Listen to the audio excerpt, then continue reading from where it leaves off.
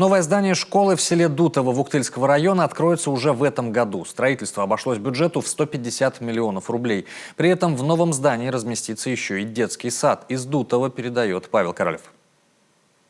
Здание Дутовской школы. Возвели его 65 лет назад. Годы сделали свое дело. Провисла кровля, стало холодно в помещениях зимой. Возведение же нового здания началось в ноябре прошлого года в рамках нацпроекта образования. Были вложены средства республики и самого района. Всего почти 150 миллионов рублей. Однако еще весной наблюдалось отставание по графику. Во время своей рабочей поездки в район в июне Владимир Уйба поручил ускорить темпы строительства. Ведь было необходимо как можно скорее наверстать упущенное. А объект должен быть сдан в срок. Строители главу не подвели.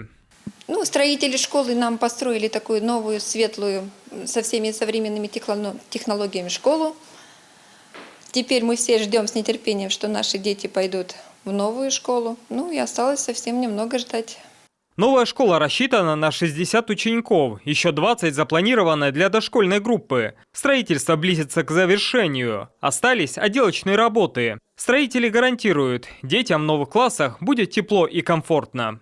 Здание само под собой очень энергоэффективное. То есть о чем это говорит? Это оно полностью в утеплителе со всех сторон и не горючим абсолютно. То есть гореть зданию нечему. За ходом работ пристально следит не только здешняя администрация. Местные жители выкладывают в соцсетях регулярные фоторепортажи, собирая десятки лайков и комментариев.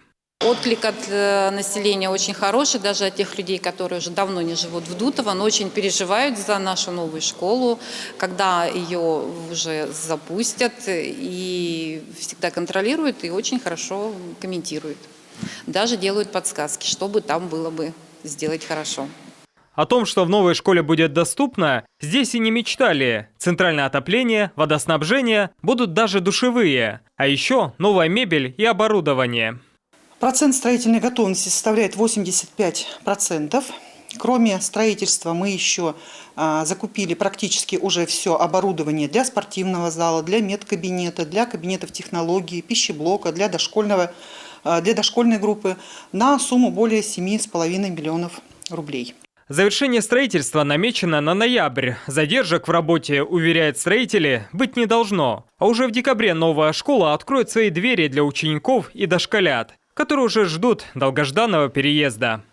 Павел Королев, Вячеслав Беспалов, телеканал Юрган, Вуктыльский район.